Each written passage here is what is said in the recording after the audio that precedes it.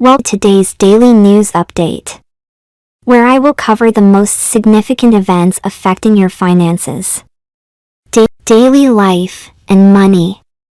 Our channel keeps you informed of the latest developments in Washington, D.C., including the state of the U.S. economy under President Biden. Today marks the beginning of the first discussions on UFOs in Congress in the past 50 years. The primary story that has surfaced is the frequency of UFO sightings by military personnel in the darkest deserts of the Middle East. Until now, these sightings have been kept a secret, as they were ordered by higher authorities not to disclose them. However, more information will be revealed in the coming days. In other news, Walmart has announced its plan to groom its employees for higher positions. Previously, Walmart hired most of its managers from outside the company.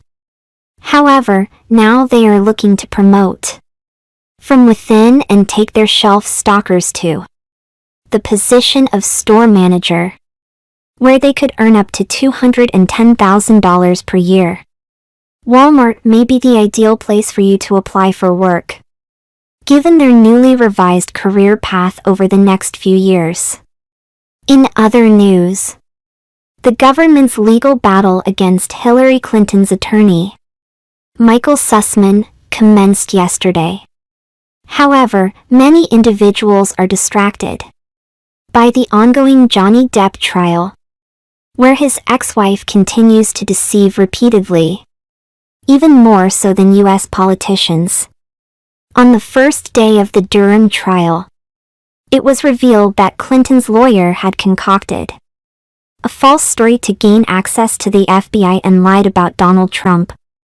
Their plan was to release these fictitious tales just before the general election to diminish Trump's chances of winning the presidency. Once Trump won and they had lost, they had to double down on their lie, resulting in the fabrication of the Steele dossier, which was circulated throughout the media as if it were factual. This trial's first day is revealing many such facts, and I will keep you informed of the developments, since Republicans are keenly interested in this story's outcome. Additionally, over 60% of Democrats want to see Hillary Clinton investigated, which is why she is not running for president in 2024, since a significant proportion of her own party does not trust her.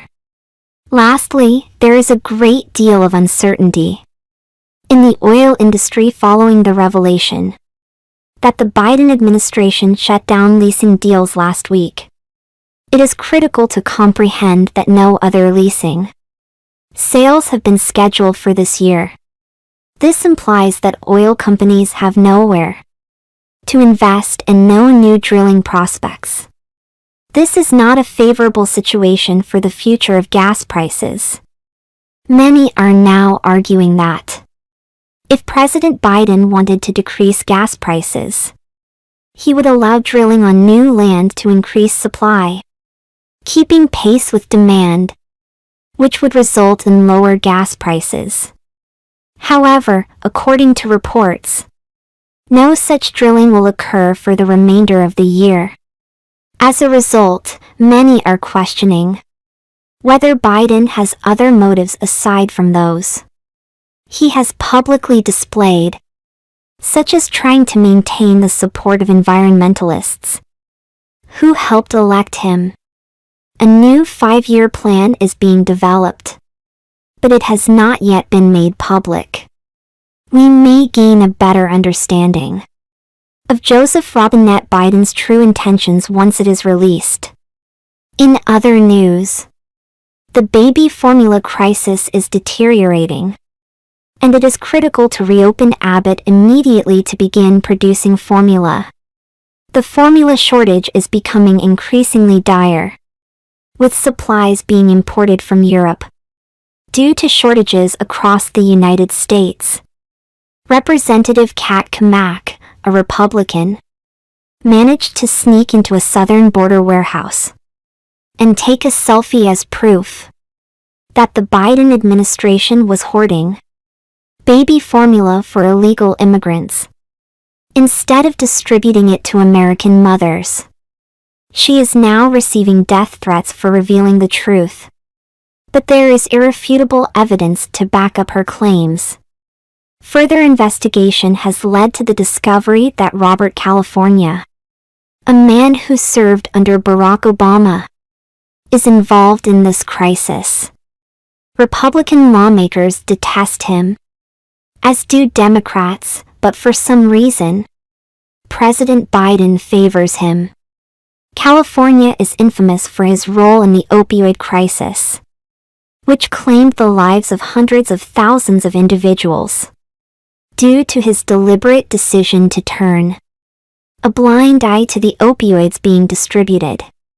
Additionally, California allowed Big Pharma to deceive and get away with numerous actions they should not have.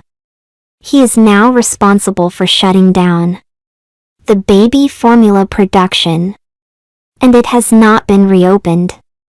Despite this, Biden has not dismissed him, nor publicly asked him to address this crisis. Mothers across the country are furious about the situation and will undoubtedly remember this at election time. It's worth recalling when the U.S. invaded Iraq under the guise of finding weapons of mass destruction. But in reality, it was a covert war to seize control of oil fields. And the Bush family and their cronies wanted to profit from the oil reserves. It was announced today that China now controls all those oil fields for which we fought. China celebrated this development, stating in their press release that it is apparent the world can no longer depend on the United States of America. So, all those lost lives and American taxpayer dollars were all for nothing. As a result, China has successfully taken control of these oil fields, openly mocking the weakened state of the United States. This is undoubtedly an embarrassing situation, and I extend my gratitude to the veterans in my community for their service. I apologize for having to report such disheartening news. Moving on, the Senate passed a $40 billion bill for Ukraine last night. Republican Senator Rand Paul had initially blocked the bill, insisting on oversight and accountability for the taxpayers' money. However, the bill was ultimately passed without any oversight. It is highly likely that corrupt politicians will utilize this money as they see fit, and secretly redirect it back to themselves, away from the knowledge of the American people. Senator Paul expressed concerns about the impact on the struggling American economy and the high inflation levels. But lawmakers in Washington, D.C. seemed determined to proceed regardless, saying, "Watch us." In other news, Finland and Sweden, neighboring countries of Russia, have expressed their interest in joining NATO. Surprisingly, Russia has no objections to their inclusion, and has stated that it will not invade either of these countries. Now, I am unsure why these two countries feel the need to join NATO, but they are still proceeding with their plans, and President Biden will meet with other NATO nations this Thursday to discuss the possibility. However, Turkey strongly opposes the inclusion of these countries in NATO, and does not want to see further expansion of the alliance. Some speculate if Turkey has undisclosed ties with Russia or if they are reconsidering their stance due to NATO's perceived role in the ongoing war. Recently, I reported on the situation at a besieged Ukrainian steel plant, where soldiers and civilians were trapped After evacuating the civilians, Russia